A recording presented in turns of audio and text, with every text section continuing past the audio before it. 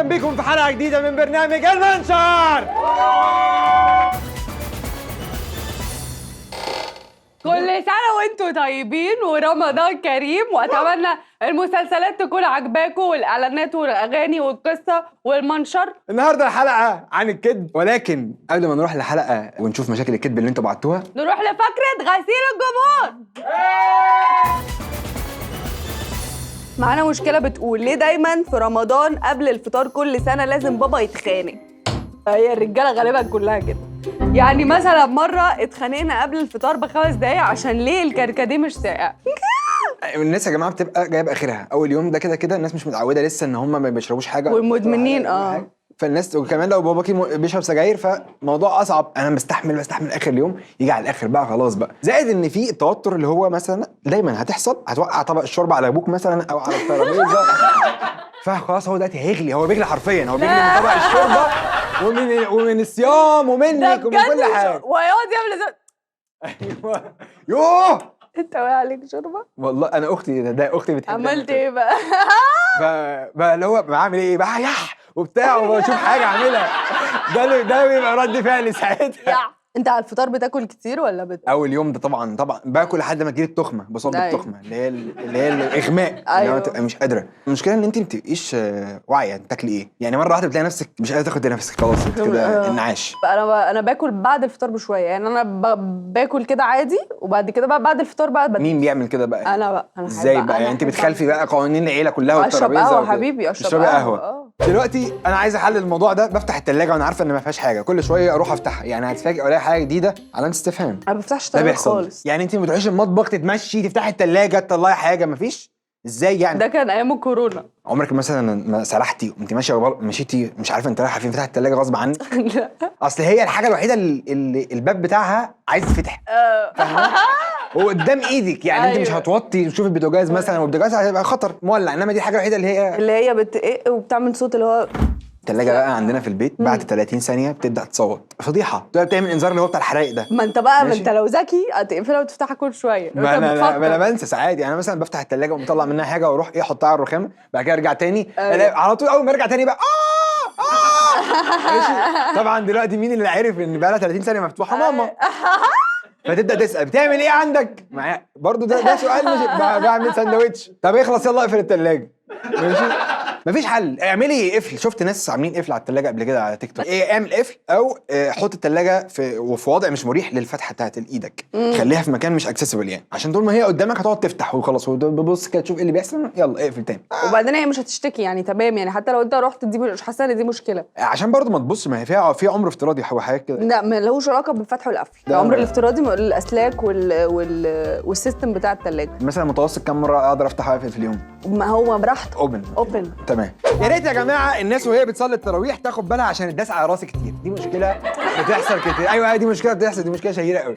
الناس ما بتقدرش المسافات بين الصفوف، فانا مثلا اقوم جاي مثلا اركع اقوم داخل في دماغي.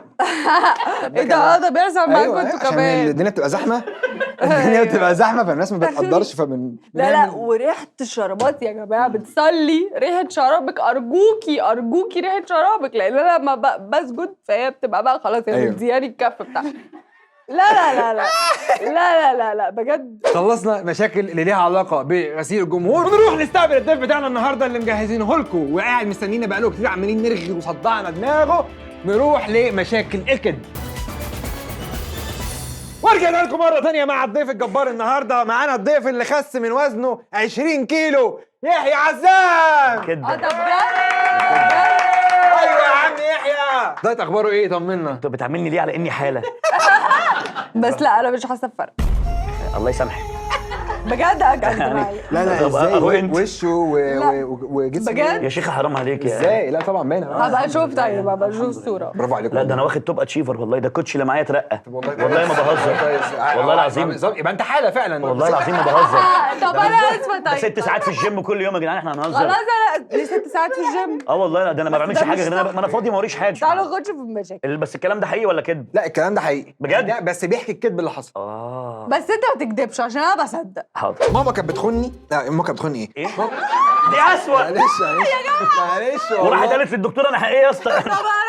معانا مشكله بتقول ماما كانت بتخوفني وانا صغيره لو ما اكلتش السندوتشات وانا في المدرسه، وانا كنت بكره سندوتشات ماما، فلما كنت برجع كنت بخبيهم في حتت مختلفه في الشقه لغايه ما فجاه بقى في ريحه وحشه قوي في البيت وجابوا شركه تنظيف وطلعوا اكياس سندوتشات معفنه. انا كنت بعمل كده. لا يا جماعه في البيت ايوه اصل انت أنا كنت هتوديه بعمل فين؟ كده. السندوتش اللي هو كان كده كنت بتاكل سندوتشات وانت سندوتش صغير. الجبنه وعليه 4 خيارات كده جبنه ورا بقوطه بعض. وجبنه بخيار. ده كنت برميه بقى، كنت باكل الجبنه الرومي مثلا والحاجات التانية. لا احنا كان معانا واد اسمه كريم ده كان بيجي دايما معاه روز بيف، احنا كنا بنقول عليه روز بيف. واو. الروز بيف بقى وحاجات كتير قوي. احنا كنا بنيجي بقى ايه، جبنه بقوطه جبنه بخيار، وعيال بيجوا بفول ببيض. انا عندي انيميا الفول، فكان بيبقى معايا 6 سندوتشات بيض بس، لان انا كنت بروح للواد كريم بقول له بقول لك ايه 6 سندوتشات هنيجي والله العظيم 6 كنت باكلهم سندوتشات والله. بيبلك كان بيبلك هو 6 سندوتشات بيض فاكر في ايه بقى؟ وعادي. كان في ده انفجار. كنتش باكلهم والله. انا الاول كنت بعمل موضوع ان انا ارمي السندوتشات ورا السرير لحد الاوضه ما بقتش يعني خلاص عفنت، فبقيت انام قدام البلكونه. ليه؟ اصل انا بحب الطراوه وبتاع، فبقيت افرش بطانيه وفوقيها لحافين وكوفرته في الاخر واتغطى في الاخر ببطانيه. فامي مستغربه ايه الواد اللي زي القرع مغترب. ايه المغترب ده؟ مغترب يعني ايه؟ طب بتدور على كفيل طيب ولا ايه؟ لحد ما اكتشفوا في الاخر بقى. طبعا اخويا قال لي يا جماعه في ريحه منتنه في الاوضه. طبعا اخويا طبعا خد كميه التهمات ان هو مخلي ريحه الاوضه وحشه، لحد ما اكتشفوا مثلا بايل كده من السندوتشات. من البيض، وده بيض كمان. وده بيض طبعا، وبيض معفن. فطبعا ايه اللي حصل ساعتها؟ خدت علقه. بعد كده قلت لا خلاص انا مش هرمي سندوتشات تاني. فانا بقيت وانا راجع من المدرسه في واحده ست فكانت بتبقى قاعده على اول الشارع ومعاها عيل دلوقتي بسم الله ما شاء الله اتجوز وجاب مراته وقاعد بقى قاعد جنبها. كنت انا وانا معدي بعد كل يوم المدرسه وجاي مديها سندوتشات. فالحمد لله انا بقى فرحان لان انا شفت ابنها كبر بسندوتشاتي. اوكي. فانا بدات احس ان انا الحمد لله فرد فاعل في المجتمع. وامي لما عرفت ده قالت لي ده والله صدقه وربنا يكرمك وبتاع والكلام ده كله. انا كان ماما قبل ما نروح المدرسه تاخدنا عند عربيه الفول تجيب لنا سندوتشات اللي هي ايه ده؟ والله وناكل فول. اوكي، وبعد عشان تتاكد ان احنا اكلنا. فناكل على عربيه الفول. بس ده غلط على طفل لا صغير. لا، واحنا في العربيه هي اللي بتنزل تجيب من عمه ما هو مش دي مشكلتي. مشكلتي ان الفول الصبح على عيل صغير بيصب لا مفيش. بعد من الادراك ماشي. فول، واخويا كان بيجيب فول بالبيض، وبعد كده نوصل للمدرسه بتبقى عامله لنا بقى لانش بوكس. انتوا جيل اللانش بوكس انتوا زي عموما. لا فدي قصه حقيقيه، لان انا ابويا كان بيضربني لما باكلش السندوتشات. عندك اخوات في الصومال وفي افريقيا الوسطى بالظبط مش لاقيين الاكل ده. وعندك الست اللي بتقف دايما على اول شارع الوفاء والامل معاها ابنها عادي عدي عليها اديها السندوتشات. الواد اللي كاتب ده الواد ده شيء بجد. طب يلا. اللي بيقول لك كان عندي استدعاء ولي امر فجبت السواق على اساس ان ابويا وعدت على خير. انا جبت عم اشرف المكواجي بجد. لا يا جماعه بطلوا بقى الحاجات دي بطلوا. بعشقها. بس المشكله ان ابويا طلع اصلا صاحب مستر محمد سلام صاحب المدرسه، فيعني فهو عارفه اصلا. فهو عارف عم اشرف اصلا والمدرسه كانت جنب أوكي، البيت ماشي اصلا. يا فهي ازيك يا عم اشرف عامل انت ايه اللي جاي؟ ايه ده يا نهار ازرق ده مستر محمد عارف. طب دفعت له ولا قلت له ايه؟ مين عم اشرف؟ لا ولا الهوا والله. بجد؟ هو الراجل جايب بيكوي لي هدومي من وانا في ثانيه ابتدائي لحد مثلا ثانيه كليه ولا حاجه. فالراجل لا كتر خيره يعني، مربيني حرفيا زي ابويا يعني، فاهم؟ راجل طيب يعني. انت رحت تقول لباباك ان انت عندك استدعاء ولي امر ممكن لا هو الفكره في ان انا لو رحت قلت لابويا صباح الخير هيقول لي ايه؟ طيب فاهم. اوكي. هو كان مستني اي حاجه. لا انا بهزر، انا بحبك يا ابويا والله. عم سعيد ابنك ماشي في المستقبل جاله استدعاء ولي امر، هو ما بيحبش، عايز يقول لك، هو خايف، تنصحه يتصرف ازاي من دلوقتي؟ من الاول هو انا ليه وصلته ان هو يبقى خايف؟ ده اولا. ما بالظبط لو بقى احنا ما وصلنا عند تقول. لو انا وصلت ان هو مرحله ان هو خايف يقول لي، انا كده كده هروح طبعا وهقف في صف الواد حتى لو غلطان. بس جدع. بيني وبينه اقول له بس بتتكلم ولا اسمك لسانك ما يخاطبش لساني لحد ما نوصل فين ما اعرفش، بس هو لحد ما نوصل وخصمه يومين بس وبتاع بقى. وايه بعد كده اقول له قوم يعمل لي قهوه، فيعمل قهوه يبقى كده انا صالح، هو صالحني كده وبتاع. مزاجك فاهم؟ طيب هو طيب يعني التجربه الدنماركيه فاهم، مع عيال وانا عايز اخلف 4 عيال متخلفين عقليا كده بصراحه يعني. حلو والله العظيم. ده مشروع هايل بغال واخش بيهم اي خناقه اقفل بيهم مناطق، حلم حياتي والله. جامد.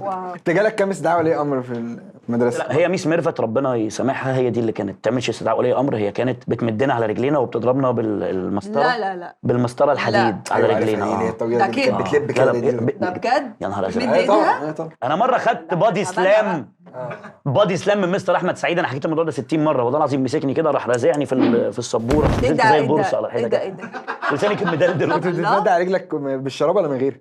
لا بصراحه بالشراب عشان ازاي يا جماعه؟ ده بجد والله. هو انت ايه كنت اتعبطت قبل كنت كده في طيب؟ لندن ولا ايه؟ هو في ايه؟ اتعبطت قبل كده في الطابور. لا مش الدرجات دي بجد؟ لا انا اتعبطت في الطابور. يعني ايه اتعبطت؟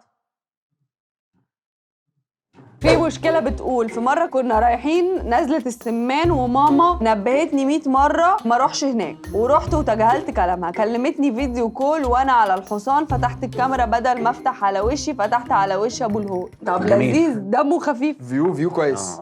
نزلة السمان ورايحه لوحدك؟ ده خطر برضه نزلة السمان. طبعا. اكيد مش رايحه لوحدها. اكيد رايحه طبعا. ممكن يكون مع اصحابها عادي بس مثلاً. راحت. انا كنت متهوره وانا صغيره، كنت نفسي اروح وماما رفضت. ايه اكتر حاجه عملتيها متهوره وانت صغير؟ حطيتي بودره عفريت مثلا في قفا مدرس؟ لا لا لا, عملت لا, كده؟ لا. احنا عندنا طبعاً. ده يا جماعه، ده ايه ده؟ طبعا كان عندنا مدرس اسمه مدرس موسيقى كان اسمه مستر حسين. مستر حسين ده في مره والله العظيم ضايق بنت في الفصل. المستر ده يا عيني سنانه وقعت، قلع الجزمه وقطع له القميص، بس هو ضايق البنت ضايقها بطريقه غير لائقه خالص. كنا ماشي. في ثالثه اعدادي، احنا كنا بنتلكك له اصلا، نفضل يقعد يلعب على فاكر نفسه بيتهوفن بقى يا عيني بقى. فجاه في الاخر سمع لا لا لا لا لا قلنا له لا. تعرف فان جوخ مش كان اطرش باين. كان كريم معانا واحد صاحبنا اسمه كريم نبيل. كريم نبيل ده كان كف ايده قد كده، كف ايده قد كده بجد، مقاس 45 46 حاجه كده. يعني اي حد يضايقنا كان يديله منشط كده، عارف بتاع البيك شو، كانت الصوابع تعلم هنا زي الخمسه بتاعت العيد بالظبط. كان معاكم دايما الولد اللي بيسقط وهو كبير قوي في السن ولا ما كانش عندكم في الكليه ده كان انا يعني ما لا كان لكن- معانا واحد في اعدادي كان اسمه محمود ده كان بيشتغل نجار بره، كان معلم كبير، قسطه كبير يعني، وكان بيعيد. فمحمود ده كان دقنه قد كده وكبير جدا وشخص ناضج يعني، معلم حسابات وبتاع، طبعا. يتكلم في كده وهو يجي يروح يجي مع ام بي اي مثلا، بس هو لازم يخلص الشهاده يعني. لازم ياخد اعداديه عشان كانت يخلص ظاهره ال MBA. غريبه الصراحه. وظاهره بودره العفريت دي لما طلعت كنا بنستعملها بقى كلنا مع بعض يعني. كانت العيال مره واحده تبقى قاعد تلاقي حاجه نزلت في قفاك جوه كده، يا تقعد لهوي، بقى ده لو تهرش. بتهرش. تقعد لا، تهرش لا. بقى وتقعد انتوا بقى مش بتجيبوا عارف الحاجات تعمل دي إيه. منين؟ دي يعني عند بتتباع. العطار. لا بتتباع عند المقالب. انا عارفه كده. اللي هي السيجاره دي. ايوه هي كان في بتاع- محلات للمقالب ايوه في متخصصه. ماجيك لاند والحاجات دي. ايوه اقسم بالله دي محلات كامله شغاله على المقالب. ده كان فيه بتاع جميل قوي كنا بنعمل، بس ده في تمرين الكوره، والواد في الشاور جوه بياخد دش بعد البتاع. كنا بنجيب بيض ني يخي. والنوت، عارف السلام دانك بتاعت الباسكت، يا نهار اسود. بوم، يا نهار اسود. كانت بتبقى متعه. بس للاسف بعد كده هو كده بيبقى هينضفها بسرعه. بيستحمى. للاسف طبعا انت متضايق، انت عايز طبعاً. حاجه هيستحمى على يخرج بيها، يلبس ويخرج بالبيضاء عادي يروح يشوف كان راحته. ساعات بقى بنسرق الهدوم منهم ونجري وهكذا. حاجه بسيطه يعني، حاجات بص وانا ممكن اقول رايي بس هيبان رايي قديم شويه. لا، لا، ارجوك. هو اهلك اكيد مش عايزينك تروحي هناك من باب الرخامه وخلاص، اكيد غير لا مقبول. يعني، او اهلك مش من باب الرخامه يعني. انا فاكر في مره والله قلت لابويا عايزين نروح الهرم، احنا كنا ساكنين في الشارع اللي جنب الهرم، انا كنت بشوف الهرم من البلكونه. اوكي. يا حاج عايزين نروح الهرم، خدنا في مره الساعه 5 اول ما الهرم قفل، راح شفت الهرم، طب السلام عليكم، والله العظيم من العربيه، والله العظيم شفت الهرم يا اولاد. فلما تروحي مع اهلك، مع اسرتك، مع رحله مدرسيه. انا كانوا بيرضوش بقى يودوني رحله مدرسيه وانا صغيره، لحد بقى ما قلت لهم لا انا هروح. عملتي موقف عملت موقف قلت لا انا هروح. بس كويس ما رحتيش من وراهم. لا طبعا. بالظبط. فعشان اهلك او اهلك لما يجوا يقولوا لك حاجه، هم مش بيقولوها من باب الغتاته والرخامه، هم عندهم وجهه نظر، بس هو مش مهتم انه يقولها لك لان انت بالنسبه له لسه ما بقتش بني ادم اصلا. ايه اجمد رحله مدرسيه طلعتها؟ كنا رايحين القلعه وانا في KG 2، كنت في مدرسه اسمها حورس في الحومديه. انا كنت قاعد قدام جنب السواق. في الفتره دي انا كنت بحب بنتين معايا في الفصل، واحده اسمها دينا واحده اسمها فاطمه. ليه اتنين؟ ما انا عيل صغير بقى، انا حر. يبقى اسمها معجب. دينا يبقى دينا اسمها وفاطمه. معجب. لا بيحب. تتروشن يعني. طفل في KG 2 يعني. ما وعدتها ما وعدتهاش ان انا هتجوزها، لا والله. كيجي توكي. لا كنت في KG 2. فالمهم الراجل، احنا المدرسه كان في اخرها مطلع، بس هو الموضوع كان غريب لان مطلع وقدامها ترعه. فالراجل كان راكن الاتوبيس وعامل غيار بالفتيس، ونزل يجيب حاجه من العربيه واحنا كلنا جاهزين وهنطلع. انا فعليا مش عارف ايه العصايه، بس انا طفل عندي 5 سنين وقدامي عصايه وراسها كبيره كده، اكيد هبقى عايز اعمل كده. صح. فرحت ماسك العصايه وقعدت اعمل كده، الاتوبيس راح نازل في الترعه. يخرب. دي والله حظ حصل. حشرة. والله العظيم حصل. بالله عليك. والله العظيم حصل. انت ايه يا اخي؟ هو طبعا هو نطره كده لقدام وراح نازل بجد بالبوس في يا نهار طب اسود. وعمل وانا إيه؟ بالنسبه لي ما اعرفش ايه اللي حصل، انا لعبت في عصايه والاتوبيس وقع. انا ما ربطتش ما بين الاثنين. المهم ان انت ما وقعتش بقى. لا المهم ان دينا وفاطمه ما وقعوش بصراحه. معانا مشكله بتقول عملت نتيجه باي اي، امي عرفت والدنيا باظت. انت عمرك زورت شهاده؟ لا بص، هو لما بتبقى مثلا اوت اوف 100 جايبه مثلا 36، فبروح قافله 3 فبتبقى 86 مثلا. 86. وكنت بعمل كده ومحدش كان بيراجع ورايا. كنت بتخلي الثلاثه طبعا عشان كان بالانجليزي. أيوة يا باشا. ما الحروف الانجليزي دي برضو سهله. كنت بخلي ال3 المشكله دي اكتشفت ان الحرف الوحيد الذي يسهل تزويره هو الصفر. ايه عشان ممكن تخليه 8. ممكن تخليه كل حاجه. أيوة. ده صفر، لا بالعربي بقى. بالعربي طبعا. هي مدرسه بيبي بلس شافت معايا ايام صعبه كتير. فلو جايب 10 تدوس 0 ف100. دوس صفر تكلم المدير دوس النتيجه كانت دايما من 20. فانا اكتشفت لو انا جايب 10 سهل اخليها 20 او سهل اخليها 19. لما ما كنتش ببقى مذاكر كنت بخش الامتحان وما احلش حاجه خالص عشان اقفل الامتحان. واو. فكنت بقفل الامتحان بالطريقه دي لحد ما في مره ابويا اكتشف ان انا المفروض اطلع الاول على المدرسه بس ما اتكرمتش. فراح عمل قال خناقه لك بقى انت ازاي وازاي. بس فالحمد لله يعني فاكر ساعتها طعم الشبشب في بقي يعني. مشكلة ابويا كان داس في الخيه ساعتها يعني قبلها. لا انا كنت بعرف اقلد الامضه قوي. ده كده ماشي. كده. كنت عامل ايه بقى؟ كنت باشا شهاده بتجيلي يخلي دي باباك يمضيها عينيا، هات الشهاده يلا الامضه اهي، احطها في الشنطه تاني يوم اتفضل. ولا رايق. طب ما كنتش لا، تعمل حركه كنت بعمل الكربون كده تحط كربون وتمشي لا على لا لا الإمضة انا كنت قديمة بعرف وكده؟ اقلد من غير ما كربون ولا مش كربون. طب ما استغلتش الموضوع ده ليه؟ ما انا كان زمانك مليونير يعني. العكب بتجيلي معيش يضرب لي دي. خدت منه فلوس؟ وانا لا بقول له بص هضربها لك يبقى ايه، لو امك جت سالتني هقول لها، يقول لي طب وانت ليه ما انت تعمل كده، اقول له مالكش دعوه بيا. ما انا امي لما تيجي تسالني بقول لها برضه يعني فاهم اقول له كده. حاجه بيسال كده ابويا لما بيسالني اضرب من غير ما حد يبقى كده، لا بخاف. دلوقتي هتسيبك بس من المشاكل دلوقتي وهنلعب لعبه كده صغيره، بما انك ملك الحكاوي فانت هتحكي لنا حكايتين. انا كدبت 700 كدبه لحد دلوقتي اصلا يعني. بالظبط. حلقه الكدبه ومكمل رجالة. محدش بيوقفك. عايزين تحكي لنا حكايتين، واحده فيهم حقيقيه وواحده مش حقيقيه، واحنا هنحاول نطلع منهم حقيقي ومش حقيقي. ماشي اوكي يلا. وانتوا بتحكوا على موضوع الخناقات اللي قبل الفطار وليه الاب بيبقى متعصب وبتاع، احنا ابويا بيحب ان احنا نقعد ناكل على الطبليه بقى وبتاع. أيوة. احنا برضه عالم فلاحين تخ طنبشه وبتاع فكنا نقعد على الطبليه ونحط فيها ايه الصينيه. اليوم ده احنا ما حطيناش الصينيه، كنا بنفرش عليها جرايد. فعارف انت لما يبقى الجرنان محطوط كده ففي حته زياده فانت فاكر ان دي فاهم؟ وقعت الشوربه. لا انا من وانا صغير وانا رخم، فانا جايب طبق الباميه بقى باللحمه. باميه دي انت كده بتجيبيها من فريش فود ماركت مثلا. لا اسمها لا باميه هناك. باميه بشوربه البط. فهو بيقول لي حاسب يا يحيى حبيبي علشان ايه ما تحطهاش على الجرنان. قال لك يا يحيى حبيبي. والله العظيم اي خدمه يا حاج اهو كدبت. ما علينا. فالمهم فانا قلت له لا ما انا شايف انت فاكرني هحطها هنا، وده اللي حصل بالميل. يا نهار اسود يا الله. وقعت. فلو انا طبعا يعني بهزر مع ابويا بقى ما اعرفش الموضوع، مش بهزر، انا كنت بقول له لا ما انا شايف، وانا فاكر كنت في 5 ابتدائي بالظبط، الكلام ده 2005 اهو. وانت فاكرني هحطها هنا لا هو انا اكيد بحبها، انا مش هعمل كده يعني. وقعت عليه. ابويا يعني انت دمك خفيف بقى يا ابني فاهم؟ فانا انا عارف ان في حاجه غلط هتحصل، فانا متعود لما بعمل حاجه غلط بطلع اجري. بجري فين ما اعرفش، واحنا بيتنا اصلا مدور حوالين نفسه كده ليه بابين، فانا لو لفيت هرجع الناحيه الثانيه يعني. فانا طلعت اجري، ابويا راح ماسك الشبشب وبيهوش، انا رحت واقف قال ده انت رخم، وراح حادفها الشبشب والله راح داخل في عيني كده كده كده، والشبشب كان فيه ما تيسر من الباميه. ماشي. فرحت واخد سبلاش اوف باميه كده بجد، وكانت صعبه كده. بس طبعا ابويا صالحني يعني والله بجد، راح حاطط راسي على حجره كده وراح جايب لي باريزه وراح حاططها لي على عيني وراح يعني ربطها كده لي باريزة؟ عشان عينك تبقى تفضل قرصان. عشان تبقى والله ربطها لي بحته قماشه كده والله. دي اول قصه. بس ماشي اجي الثانيه. كنت داخل في درايف ثرو بتاع مكان معين جدا، ده اللي انت عزمت فيه اللوست عبده على الماتشا بالكوكونات ميلك. ياه. فوانا داخل كان في واحد جديد هناك فبيقول لي ازيك يا مستر انا عارفك. فانا اي حد بيقول لي كده دايما بفضل بقى العب معاه بقى، ما احنا بندي مع بعض في الكلام وهنقف نستنى الاوردر، فكده كده تعالى ايه نفتح نقاش. قال لي انا عارفك انا شفتك قبل كده. قلت له بتروح شرم؟ قال لي قلت له يا بختك انا عمري ما رحت. فقال لي لا على فكره جميله. قلت له بتروح فين في شرم؟ قال لي دايما بروح دايما في نعمه. قلت له فين نعمه دي؟ قال لي في الحته الفلانيه بس بقت مليانه مصريين ما تنفعش. ورحت معاه قال لي بس لا انا شفتك في حته ثانيه. قلت له انت بتتفرج على كوره؟ قال لي ايوه. انت نادي؟ قلت له جدع بيراميدز. مش اللي هو الواد الهاف ديفندر ده ابو شعر ولا مؤاخذه؟ قلت له جدع مهند لاشين بقى خلاص بقى اسمه مهند لاشين.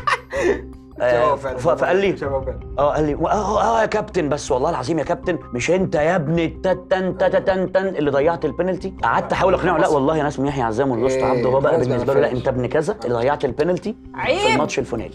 عيب ما هو وارد يضيعوا بنالتي بس والمشروب اللي انا طلبته بجد كان طعمه وحش جدا، واكتشفت بعد كده ان لما في حد ما بيحبوش بيجي بيفتح الكوبايه لا ويديله اي حاجه لا ويديها له تاني. لا اكيد لا ده كده في بعض الناس بتعمل ده كده. كده. بص اقول لك حاجه، انا حاسس ان يخني. طب ما اي حد بقى بيطبخ يعمل كده. اي ممكن حد ما يحبكيش مثلا، ما بيحبش مالك على النت، لا اول ما يشوفك جاي في المطعم تعالي لي ده انا ما صدقت. طبعا الحكايتين كده. اول واحده حقيقه تاني واحده كده. والله العظيم الاثنين حقيقه، بس الثانيه انا تصرفت فيها شويه. بس قال لي انت مهند لاشين، افتكرني مهند لاشين فعلا. اللي فات كله اللي ما قبل الحدوتين دول كل القصص دي ده هكس. ايوه بتقول انا اللي بسرق اللحمه من الحله كل مره وبقول مش انا. دي طبعا ده بطاطس. دي بقى حادثه مشهوره قوي. لا في الكفته اللي هي كفته الرز. بالصلصه. انا ما باكلش كفته كفته الرز. بالصلصه ما بحبهاش برضه. داوود. دي لازم. لا مش داوود، لزق ده في- مش في داوود، ده مش كفته داوود. الرز اللي هي بتبقى الصباع ايوه الطويل الطويله دي هي بياكلوها قبل ما تتحط في الصلصه. داوود ده حاجه ثانيه. ده بقى تروح تقوم داخل على الحله تقوم واخد لك 3 4 تروح تغيب شويه وترجع 3 4 فالكميه تبدا تقل تنزل ربع مثلا. الامهات طبعا عارفه عينيها ما شاء الله بتبقى ميزان. فهو مين اللي غلب بتاع دي تسمع بقى زي ايه من المطبخ. أيوة. طبعا بقى ايه تعمل فيها عبيط تماما بقى. لا انا كنت اسرق البتنجان وهو في الميه اخده كده واقعد عليه ملح واكله. ايه الوجبه الغريبه دي. والله العظيم يا وما جماعة، بتحبش الكفته. ده احلى اكل ايه تاكليه. ده يا طلع بتنجان من الميه وهو لسه بيتغسل. واكل برضو البطاطس. لا ما كنتش بحب البطاطس المحمره بصراحه. عينيا لا محمره. لا محمره. ما هي محمرة. بتحطها بتحمرها بعد كده بقى بتحمر باني. بتاخدها من قدام المناديل. انت تقول حاجات كده. بانيه إيه بانيه القرف ده اللي أنا تاكل بسمعه؟ بانيه. البانيه ايوه. البانيه. اسمه بانيه عادي. انا باكل بوفتيك. انا نفسي في بوفتيك. لا بس دي قصه حقيقيه بتاعت اللحمه دي. لان انا كنت باخد ال 20 جنيه من على التسريحه بتاعت امي واعمل صاحب واجب واروح مطعم علاء الدين اللي كان في شارع زغلول دلوقتي قفل للاسف فاتح في وش اسواق بدر. كنت اجيب منه سندوتشات برجر وسوسيس وحاجات واعزم البيت كله. واو. يا كرمك. بفلوسهم. لا والله بس الحمد لله ما كنت يعني عمري في حياتي ما خدت حاجه من البيت وصرفتها في حاجه غلط يعني. كنت كويس بجيب بيها والله. اكل وبعزمهم والله. صح طب والله العظيم. او اجيب كده. شوكوبون واعزمهم وبتاع ابن او اجيب ناس. لاختي حاجه ابن ناس كده. يا اخي والله العظيم. كدبت على اصحابي كلهم وقلت لهم ان انا مت. كنت بعمل كده برضه بس ما قلتش ان انا مت. ازاي قلت لهم ان انت متي؟ انا كنت بقول ان انا عندي مرض صاحبتها. خطير. اما دي واحده تانية بتقولها فوق اسمها ساسو وهي بتقول لك صحابي كانوا بيعاملوني وحش فقلت لهم ان انا عندي مشكله في القلب وممكن اموت. لا فبقوا يعاملوني حلو. كنت بتقولي عن ان انت عندك ايه مرض معين ولا عادي اي مرض كده؟ حاجه معينه. اي حاجه يعني الترند اليومين دول. انفلونزا خنازير مثلا في مثلاً. 2001 وانفلونزا طيور وكانوا بيصدقوا والبهاء والحصبه. وكانوا بيصدقوا. البهاء ده مالوش. دوكها البرص البرص صح. دوكا البرص عادي يعني اللي هو بالنسبة لي. هذاك زي عم نول كده عم نول. يعني اول امبارح. قول لنا اشهر الكلمات انت الفلاحه. منين؟ انا من تخطم باشا وسنا الرمالي مش عارفه كده. الجيزه شرق. بعد ما بتاخدي طريق شبرا بنها الزراعي الحر بتطلعي على طريق تمام. مصر اسكندريه الزراعي تفضلي ماشيه بقى على طول. في بقى سنديون. عارف سنديون؟ عارف سنديون طبعا. بجد والله عارف سنديون العظيم. طبعا. هتعدي على قوسنا لحد ما هتيجي استنى عند معلش واحد صاحبي بس اعرفه مصطفى غانم حبيب قلبي من سنديون. من سنديون. احلى مسا مصطفى غانم من سنديون. بتلاقي يافطه مكتوب عليها الرمالي مسطي بيبقى على الناصيه بتاعت الشارع تخطم باشا على الطريق السريع. رمالي ده اللي هو جنب لا مش هي. دوكها الرمايه. دوكا الرمايه. دوكها الرمايه. دوكا انا احنا سيبنا الرمايه احنا على الزراعي دلوقتي. لا. دوكا الحلقه. دوكا الحلقه. دوكا. فانت واقفه دلوقتي عند تخطم باشا بيبقوا عاملين مطب مكسرين الارض عشان الناس تهدي بالعافيه. فانت بتدخل بقى من عند تخطم باشا بيبقى في واحد فارش بره بيبيع تمر وقمر الدين وحاجات في رمضان وفي غير رمضان. تخطم باشا يعني انت من تخطم باشا. لا. انت منين؟ هو الراجل رايح انا أهو. لسه بقول لك اهو انا في الطريق. هو مروح طب إحنا ما دخلنا. هي الناهيه دي ليها اسم. الناحيه دي بلد تانية خالص في الجيزه بعد كرداسه. احنا مش ناحيه طب خالص. قول. شوف احنا دخلنا اهو من تخطم باشا تخطم. بنلاقي مفترق طرق. هنا مسطي وهنا الرمالي. تمام. فانت رحت الرمال. بندخل الرمالي. هتمشي مفيش دقيقتين هتلاقي الغيط بتاعنا هنا. الغيط. هتلاقي عم علي وزكي عم علي وعامل ايه قاعد على الغيط مولع قوالح ذره وبيعمل شاي ونايم. بنكمل بقى الرمالي جوه خالص. بتنزلي عند الموقف والبوسطه والقهوه والغرزه والاماكن دي كلها. الجميزه الميكروباص بينزلك هناك عند الجميزه هتاخدي توك الجميزة دي في توك. لبنان. اسم أنت كده المدينه ايه؟ منطقه اسمها الجميزه والله. الجميزه دي في والله العظيم في لبنان. يا عم شجره الجميزه. اسم المدينه ايه؟ مدينه يا حبيبتي. مدينه ايه؟ ما هي قريه اسمها قرية خلاص الرمالي. ما هنعرف. يعني انت خلاص الرمال. ده يوم ما دخلها اللي هو البتاع اللي بيعمل الكاشير ده افتكروه جن يعني. ودي كانت كل فقرات المنشر النهارده. ما تنسوش تعملوا لايك وشير وسبسكرايب وتفعلوا زر الجرس وتكتبوا لنا في الكومنتات مين من انتوا الرمالي؟ منين. عايزين نعرف مين من الرمالي. وانتوا منين؟ وكل سنه وانتوا طيبين وتصبحوا على خير. وانتوا من اهله. ده كده انت لسه صاحي.